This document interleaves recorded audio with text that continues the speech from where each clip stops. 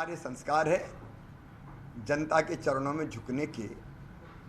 मैं तो हमेशा कहता हूँ, मध्य प्रदेश मेरा मंदिर है, उसमें रहने वाली जनता ही मेरी भगवान है और उस जनता का पुजारी शिवराज सिंह चौहान है।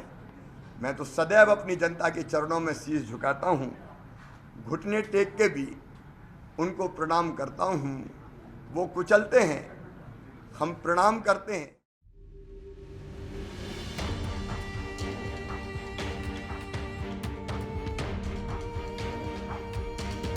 शिवराज सिंह चौहान का यही अंदाज उनको अपने समकालीन नेताओं से अलग खड़ा करता है। प्रदेश की सियासत में सुपरस्टार की हैसियत रखने वाले शिवराज सिंह ने विधानसभा चुनाव में सभी 28 विधानसभा क्षेत्रों में कई सभाएं की।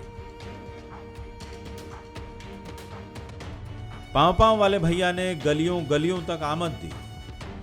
शिवराज के करिश्माई नेतृत्व में बीजेपी ने उपचुनाव में कांग्रेस की जिस तरह से घेराबंदी की, उसे देखकर बीजेपी में उत्साह का संचार हुआ तो कांग्रेस की मुश्किल में इजाफा। चिंता मत करना मेरे बुजुर्गों, तीर्थ यात्रा बंद कर दी कमलनाथ ने, कोरोना खत्म हो जाने दो, तुम्हारा ये बेटा श्रवण कुमार फिर से तीर्थ यात्रा पे ले जाएगा। क्या किया कांग्रेस ने, क्यों वोट देना चाहिए कोई बताए तो? ये सब योजना मैं फिर से चालू कर दी मैंने, मैं संभल के। बात सियासत की हो या फिर किसी और काम की, करिश्माई टीम लीडर का होना बेहतर काम की गारंटी होता है। कई बार करिश्मा जन्मजात होता है तो कई बार लीडर अपनी मेहनत और लगन से उसे अपने अंदर पैदा करता है। कुछ खास हुनर और नुस्खे अपनाकर शिवराज सिंह चौहान भी प्रदेश में करिश्माई नेता बनकर सामने आए। उनका ये करिश्मा उपचुनाव में भी रंग जमाता नजर आया। काय की कांग्रेस भैया, राहुल गांधी, मैडम सोनिया गांधी, कार्रवाई करो नहीं। जब आपकी नहीं मान रहे तो बैठे काय को? ऐसे व्यक्ति को निकाल के बाहर करना चाहिए। लेकिन वहां राहुल कांग्रेस या कमलनाथ कांग्रेस, कांग्रेस की हालत ये हो गई है कि एक दिल के टुकड़े हजार हुए, कोई इधर गिरा कोई उधर गिरा। एक कमलनाथ ले गए, एक राहुल बाबा ले गए, एक दिग्विजय लेके निकल गए। काय का विकास? ये विकास करते थे। अच्छा नेता असरदार अंदाज में लोगों के बीच अपनी बात रखता है, फिर चाहे वो भाषण हो या संवाद का कोई और जरिया। शिवराज सिंह चौहान तो वाक कला के चैंपियन हैं। उपचुनाव में उन्होंने अपने भाषणों से विरोधियों को चारों खाने चित कर दिया। कोई एक भी विकास का काम कमलनाथ की सरकार ने मुरैना जिले में किया क्या? जोर से बताओ, किया क्या? कोई सड़क बनाई क्या? कहीं पानी लाए क्या? नई जल योजना लगाई क्या? एक काम नहीं किया। क्यों? ये सरकार, सिंधिया जी ने बार बार चेताया, एक बार नहीं आने को बार बार, भाई सरकार में आए हैं तो वादे निभाओ। और आए थे कौन की खाते? ग्वालियर चंबल संभाग के कारण आए थे कमलनाथ जी। अगर ग्वालियर चंबल संभाग सिंधिया जी का नेतृत्व बाकी नहीं होता तो कांग्रेस सरकार में आ नहीं सकती थी। उपचुनाव में 28 सीटों में 84 सभाएं और 10 रोड शो करने वाले मुख्यमंत्री शिवराज सिंह चौहान इस रेस में अपने साथियों और विरोधियों दोनों पर भारी पड़े। सीएम शिवराज ने एवरेज सभी विधानसभा सीटों में 3 से ज्यादा सभाएं की। पिछली सरकार को निशाने पर लेते हुए उन्होंने कई बार गुदगुदाने वाला अंदाज भी अख्तियार किया। कभी उनके हाथों का स्टाइल तो कभी चेहरे के हाव भाव ऐसे होते थे जिससे सामने बैठी जनता को समझ आ जाता था कि शिवराज क्या किस्सा बताने जा रहे हैं। मैं कहता था कमलनाथ जी एक आध बार जनता के बीच तो निकल जाओ, खराब फसलें देखे आओ। बोले हम नहीं जाते, हम तो बंगले में बैठे बैठे देख लेते हैं। अरे मैंने कहा जब तक नहीं जाओगे तब तक पता कैसे चलेगा? बोले हमें तो यही से पता चल जाता है, हमें नहीं जाना। अरे कभी तो निकल जाओ। लेकिन वो कहते थे पर्दे में रहने दो, कभी निकल के ही नहीं आए। 2018 में भी प्रदेश में एंटी इनकम्बेंसी वैसी नहीं थी जैसी छत्तीसगढ़ में दिखाई दी थी। जबकि 2000 में छत्तीसगढ़ के बनने से लेकर 2018 के पहले तक दोनों प्रदेशों की सियासी तासीर एक जैसी रही है। 15 साल वहां बीजेपी की सरकार रही तो मध्य प्रदेश में भी 15 साल बीजेपी का राज रहा। मगर 2018 में जिस तरह से छत्तीसगढ़ में कांग्रेस की आंधी चली, ऐसी मध्य प्रदेश में नजर नहीं आई। शायद आंधी और बीजेपी के बीच में शिवराज ही थे जिसने पार्टी तक पहुंचने से पहले ही हर झंझावात को रोक लिया। बीजेपी का कोई लेना देना नहीं है। कांग्रेस में टूट हुई, कांग्रेस से नाराज होके, और उनने साफ कहा, बहुत पुरानी बात हो गई, ज्योतिरादित्य जी ने साफ कहा, वादे पूरे नहीं किए, वचन पूरे नहीं किए, और जब बात की तो कहा सड़कों पे आ जाओ। अब ये उनका अंदरूनी मामला था। उनके विधायकों ने इस्तीफा दिया, उसके बाद उन्होंने भारतीय जनता पार्टी ज्वाइन की, कांग्रेस अल्पमत में आ गई विधानसभा में, हमने सरकार बना दी, हमारा क्या लेना देना। उनका घर वो नहीं संभाल पाए, और वो ऐसा काम कर रहे हैं कि उनके मित्रों से ही कहते हैं सड़क पर उतर आओ। तो लोग अगर छोड़ के आते हैं तो भारतीय जनता पार्टी के दोस्त का है। शिवराज जनता से सीधे कनेक्ट पैदा करने वाले नेता हैं। शायद उसकी ये वजह है कि उन्होंने आम आदमी की पीड़ा देखी है। गरीब, कमजोर और किसान की पीड़ा को भी वो बहुत करीब से जानते हैं। ग्रामीण परिवेश में पले बड़े शिवराज ग्रामीण जीवन की चुनौतियों और उसके मनोविज्ञान से भली भांति परिचित है, और इसीलिए उनके भाषण और रैलियों में इसका जिक्र बड़ी शिद्दत के साथ होता है। मुख्यमंत्री के पद पर बैठ के और आनंद और सुख भोगूं। मैं तो पहले भी 24 घंटे में से 18, 19, 20 घंटे काम करता रहा, और आज भी चैन से नहीं बैठा हूं। एक ही संकल्प, एक ही सपना है कि मध्य प्रदेश में ऐसा कर जाऊं कि जिससे जनता का भला हो जाए और मेरी जिंदगी धन्य हो जाए, मानव जीवन सफल सार्थक हो जाए। चौथी बार बन गया मैं, और क्या चाहता है। तो जीवन का एक एक क्षण अब आपकी सेवा में लगा के विकास और जनता का कल्याण, इसके अलावा कोई बात नहीं है। शिवराज सिंह चौहान को अगर अटल शैली का नेता कहा जाए तो गलत नहीं है। जैसे अटल बिहारी वाजपेयी को लोग उनकी अद्भुत वाक कला के लिए आज भी याद करते हैं, वैसे ही शिवराज सिंह चौहान को सुनने के लिए चुनावी सभाओं में भीड़ उमड़ी। शिवराज ने भी अपने विशेष और चुटीले अंदाज में सभाओं में पहुंचे लोगों को निराश नहीं किया। मनोज कह रहे थे, हम भी कई जगह गए बाद में, चुनाव के बाद, और हमने पूछा था हमसे क्या भूल हुई जो ये सजा हमको मिली। तो कई लोगों का मामा 2 लाख के चक्कर में आ गए थे रे। लेकिन आदेश निकाला कांग्रेस की सरकार ने 2 लाख तक के सबके कर्ज माफ करने का नहीं, केवल अल्पकालीन सहकारी ऋण माफ किए जाएंगे। क्या जादूगर हो कमलनाथ जी, एक झटके में लाखों किसान बाहर कर दिए। क्या जादूगरी है जादूगर कमलनाथ जी। शिवराज सिंह चौहान ने कुशाभाऊ ठाकरे से मिले राजनीतिक मंत्र को गांठ बनाकर सियासी सफर में सफलता की शानदार कहानी लिखी। उन्होंने विरोधियों को माफ किया या नहीं ये तो वही जाने, मगर विरोध में बने सियासी माहौल को अपने पक्ष में बदलने का कौशल उन्होंने हमेशा दिखाया है।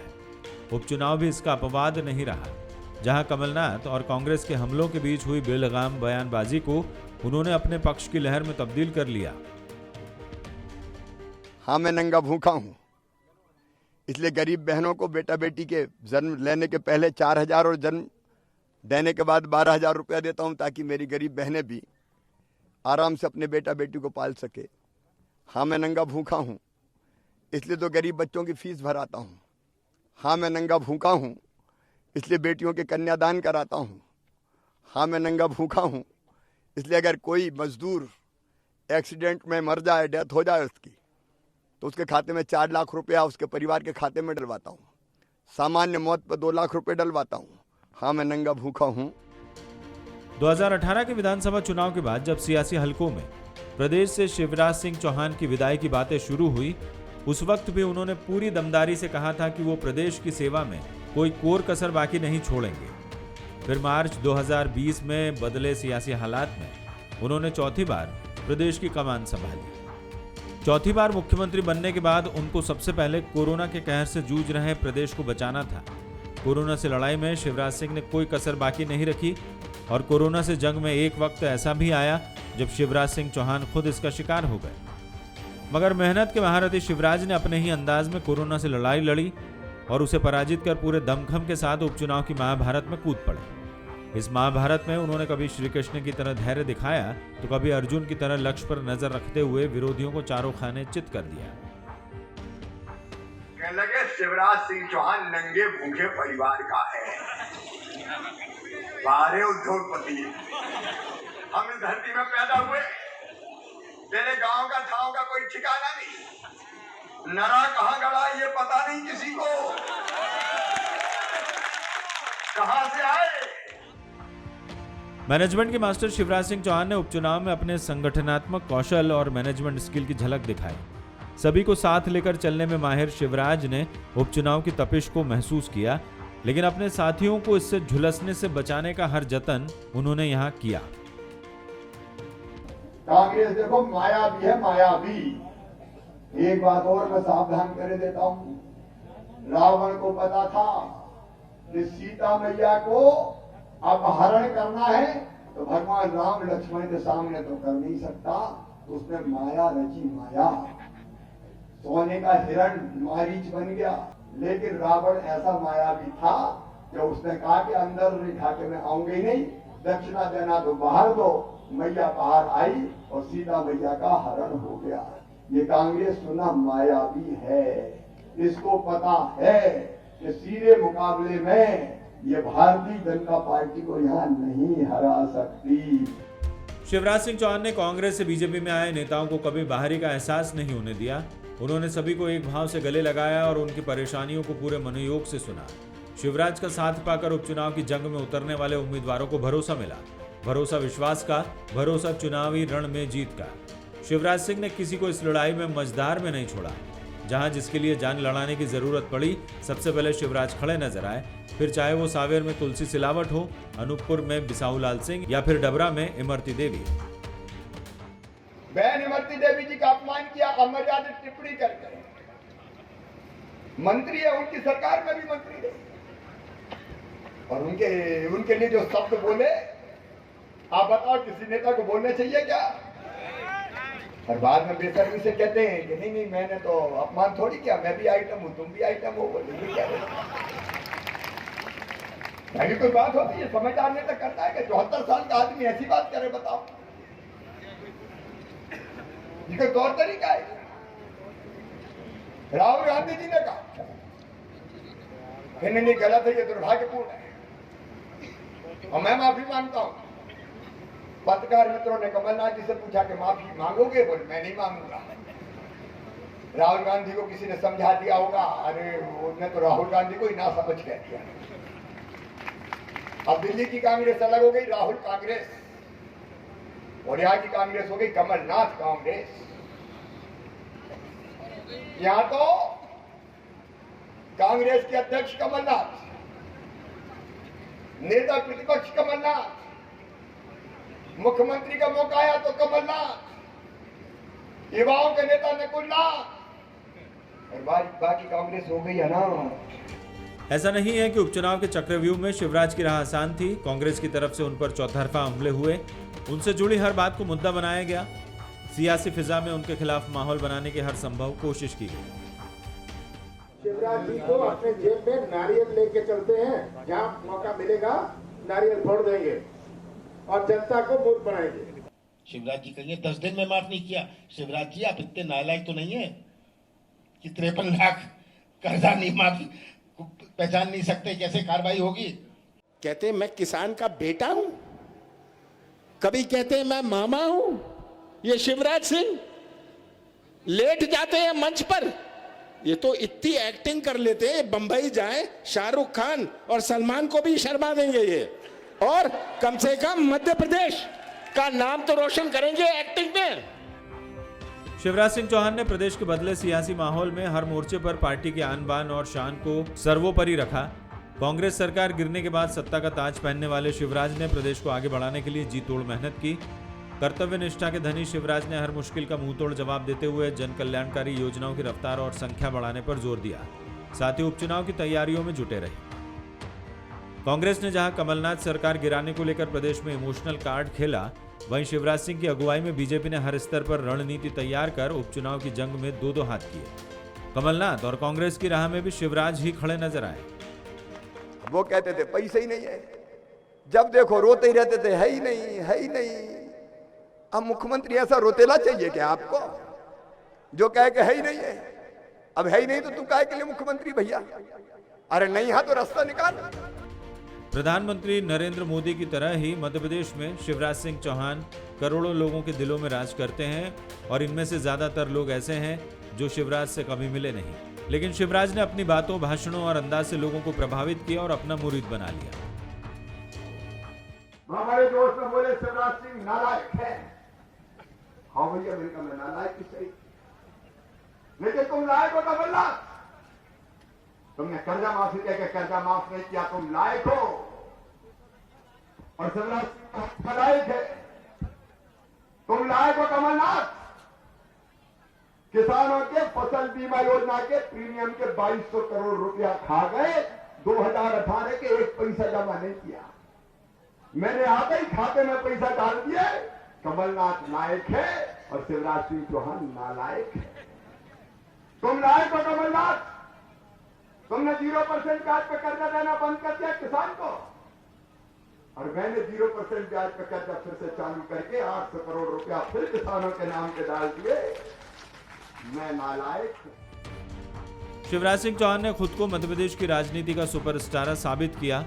मुख्यमंत्री बनने के बाद की शुरुआती चुनौतियों के बाद उन्होंने जिस तरह से खुद को सियासत का सूरमा साबित किया है, प्रदेश और देश की सियासत में उनका कद जिस तरह से बढ़ा है, और कई बार उनके लिए कद्दावर और दिग्गज जैसी उपमाएं छोटी साबित होने लगी। शिवराज नॉन पॉलिटिकल स्टाइल में राजनीति करने वाले नेता हैं। मतलब वो एक ऐसे नेता है जिन्होंने स्थापित सियासी मानदंडों से अलग अपना स्टाइल बनाया। उनका अंदाज ऐसा है कि जिसकी था पाना किसी के लिए भी आसान नहीं।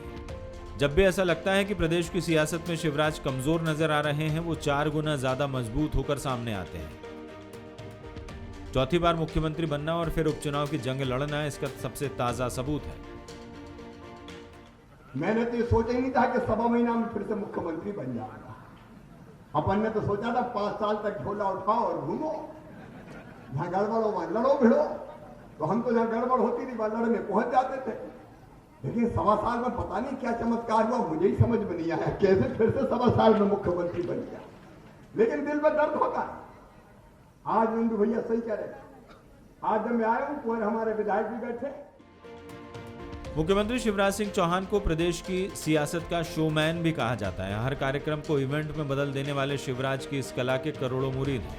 मुख्यमंत्री के रूप में उनके 3 कार्यकाल इसकी बानगी है और चौथे कार्यकाल में उनका ये हुनर कायम है।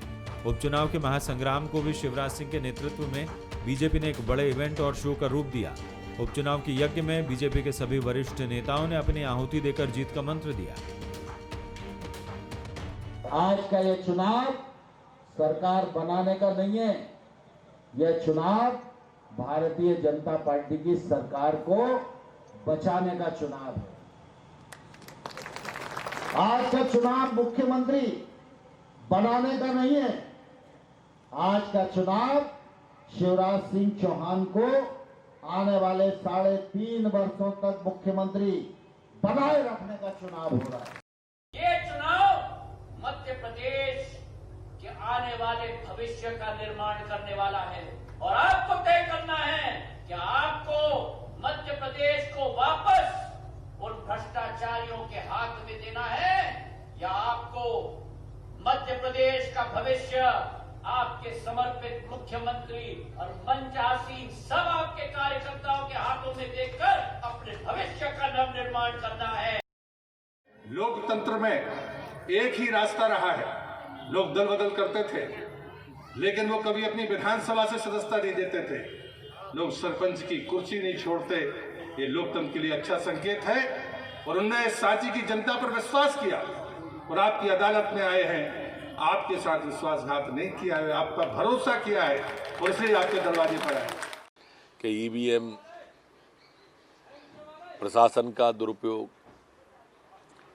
तो इससे स्पष्ट हो गया कि कांग्रेस हार मान रही है। जब भी कांग्रेस ये कहने लगे, क्योंकि जब उनकी सरकार बनती तो ईवीएम अच्छी हो जाती है और जब हारने लगती है तो ईवीएम खराब हो जाती है। बीजेपी नेता कहते हैं कि पार्टी में परिश्रम की पराकाष्ठा कोई करता है तो वो शिवराज ही होते हैं। हमेशा सेवा भाव से लबरेज नजर आने वाले शिवराज सिंह ने उपचुनाव में पार्टी कार्यकर्ताओं का हर स्तर पर उत्साह बढ़ाया। चुनावी महाभारत में महाविजय के लिए शिवराज ने दिन रात पसीना बहाया।